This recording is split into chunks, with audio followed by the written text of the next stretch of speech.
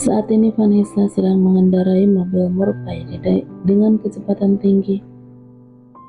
Wanita itu tidak bisa membendung air matanya, sehingga dia terpaksa harus menepikan mobilnya di pinggir jalan. Dia menangis sejadi-jadinya. Vanessa pergi meninggalkan Diego.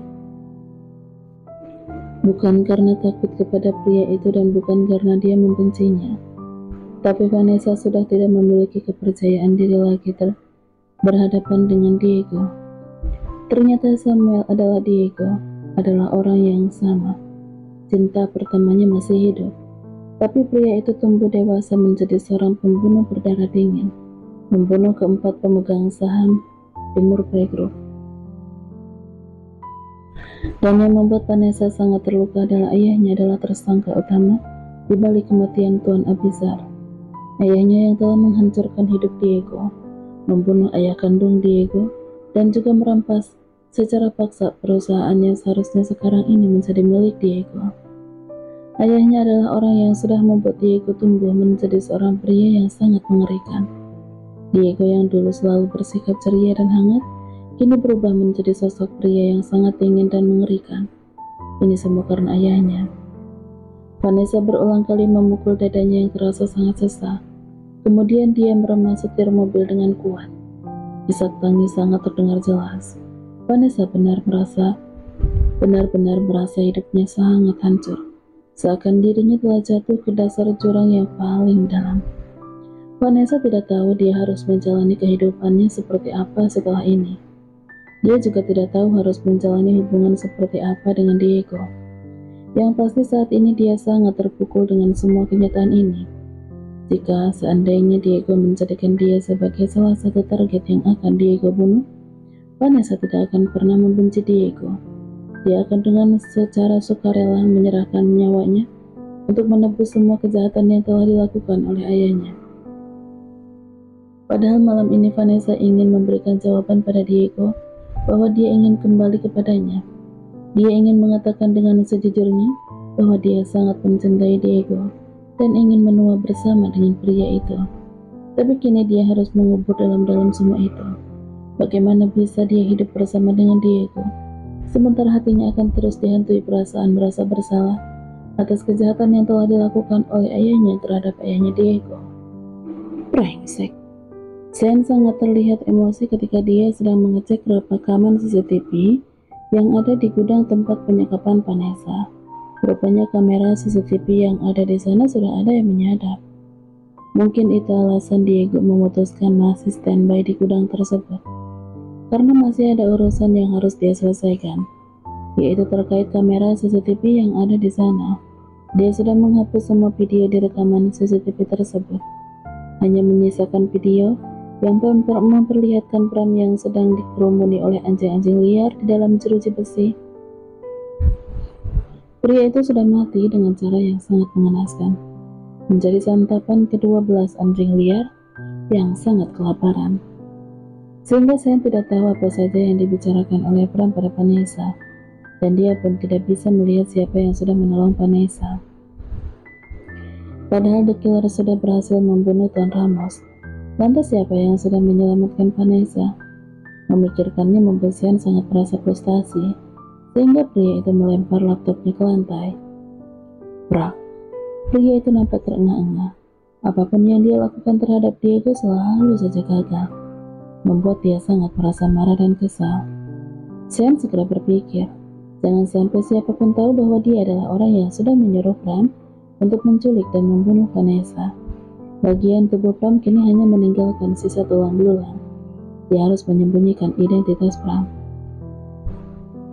Sean segera menghubungi Tuan Arthur yang baru saja tiba di mansion. Ada apa, Sean? Apa kamu udah menemukan Vanessa? Tanya Tuan Arthur setelah menerima panggilan telepon dari Sean. Belum, Pak, tapi ada hal penting yang harus aku sampaikan kepada Papa. Ini tentang Samuel. Saya tetap ingin menjadikan Diego sebagai kambing hitam atas penculikan terhadap Vanessa. Ada apa dengan Samuel? Tanya Tuan Arthur sambil mengerutkan keningnya. Apakah Papa tidak menyadari kalau kemunculan The Killer itu setelah Samuel datang ke kehidupan kita? Tuan Arthur termangu. apa yang dikatakan oleh Sean ada benarnya. Semua kekacauan ini terjadi setelah Vanessa menikah dengan pria miskin itu. Sebenarnya aku sangat curiga, Pak. Bagaimana kalau ternyata Samuel itu adalah putranya Tuan Abizar? Malam hari sebelum perencanaan penculikan terhadap Vanessa, Bram sudah berterus terang kepada Sean bahwa sebenarnya 20 tahun yang lalu, Bram mengakui kecerobohannya yang sama sekali tidak memastikan apakah Diego sudah meninggal atau belum. Dia langsung membakar villa tersebut tanpa memastikan Diego ikut mati terbakar atau tidak. Sepertinya tidak mungkin. Diego sudah mati. Bram sudah membunuhnya. Tuan Arthur berkata dengan tegas. Bapak salah. Bram sudah ceroboh. 20 tahun yang lalu Bram sama sekali tidak membunuh Diego. Dia hanya membuat anak kecil itu pingsan. Bram membakar villa begitu saja tanpa memastikan Diego mati terbakar atau tidak. Tuan Arthur sangat murka mendengarnya. Brengsek, di mana Bram sekarang? Tuan Arthur berkata seperti itu sambil mengepalkan tangannya. Mungkin dia ingin memberikan pelajaran pada Bram yang sudah menipu dirinya. Bram melarikan diri, mungkin karena dia takut aku akan menghukumnya. Saat itu aku sangat marah setelah mengetahui pekerjaannya yang dulu sangat tidak becus. Sean sengaja mengatakan Bram melarikan diri agar Tuan Arthur tidak mencurigai dengan Bram yang tiba-tiba menghilang. Sementara itu setelah berteleponan dengan Sean, Tuan Arthur sedang termenung di ruang kerjanya. Pria tua itu terlihat sangat gelisah. Dia sangat mengkhawatirkan Vanessa, dan dia juga sedang memikirkan pembicaraannya dengan Sean. Tuan Arthur menghela nafas dengan berat sambil mengepalkan tangannya. Pria tua itu sangat marah sekali kepada Bram. Bagaimana jika ternyata apa yang dikatakan oleh Sean itu benar? Bahwa ternyata Samuel adalah Diego, seorang pewaris yang selama ini dianggap mati olehnya ternyata masih hidup? Jika dipikir-pikir lebih dalam lagi, wajah Diego dan Samuel memang memiliki kemiripan. Mengapa Tuan Arthur sama sekali tidak menyadarinya dari awal? Tok tok tok. Suara ketukan pintu membuat lamunan Tuan Arthur menjadi buyar. Tuan, ada Nona Vanessa ingin bertemu dengan Anda. Begitu mendengar kabar dari pelayannya bahwa Vanessa telah berada di Mansion, Tuan Arthur segera berjalan setengah berlari. Dia sangat merasa lega bahwa akhirnya Vanessa bisa pulang dengan selamat. Vanessa, panggil Tuan Arthur ketika melihat Vanessa yang sedang berdiri di ruang tengah dengan tatapan matanya yang kosong. Vanessa, kamu tidak apa-apa kan? Apa ada yang terluka? Tanya Tuan Arthur. Pria tua itu ingin memeluk Vanessa, tapi dia sangat terkejut ketika melihat Vanessa yang menjauhkan jarak darinya, seakan menolak untuk dipeluk olehnya. Dari sorot matanya terlihat rasa kecewa yang begitu besar yang Vanessa rasakan kepada ayahnya.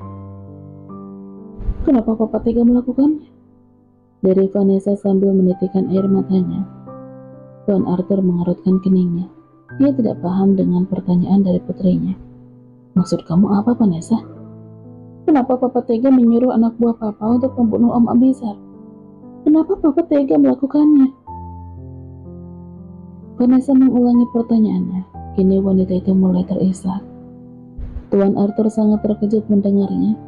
Mengapa Vanessa bisa mengetahui tentang kejahatan yang telah dia lakukan padanya 20 tahun yang lalu, tapi dia mencoba untuk mengelak. Itu tidak benar, Vanessa. Tidak mungkin Papa melakukan. Vanessa memotong perkataan Tuan Arthur. Seharusnya Papa bertanya kepada Sean.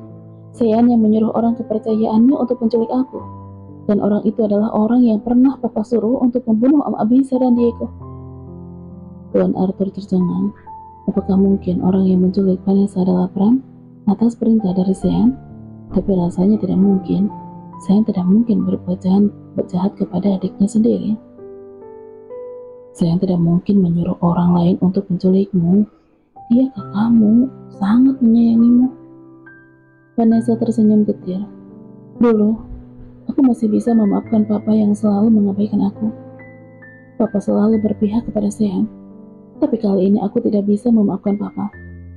Apa yang Papa lakukan terhadap Om Abizar dan Diego sangat tidak termaafkan. Karena keserakahan Papa tega sekali membunuh Om Abizar. Papa sudah menghancurkan hidup Diego. Papa sudah merebut semua yang seharusnya menjadi milik Diego. Vanessa. Tuan Arthur masih mencoba untuk mengelak, tapi Vanessa tidak memberikan kesempatan kepadanya untuk bicara. Aku sangat mencintainya, tapi kami tidak mungkin bisa hidup bersama. Apa yang Papa lakukan kepada Diego sangat kejam. Hatiku sangat sakit dan hancur, karena dia harus menyelamatkan putri dari pembunuh ayahnya sendiri. Seharusnya dia membiarkan aku mati, sebagai hukuman karena aku terlahir sebagai anakmu. Vanessa menangis terisak-isak. Kenyataan yang harus dia hadapi sungguh sangat menyakitkan untuknya. Tuan Arthur termangu. Jika seandainya Diego adalah orang yang menolong Vanessa, lantas siapa yang sudah menculik putrinya itu? Tidak mungkin jika apa yang dikatakan oleh Vanessa itu benar, bahwa ternyata Sean adalah dalam penculikan atas Vanessa.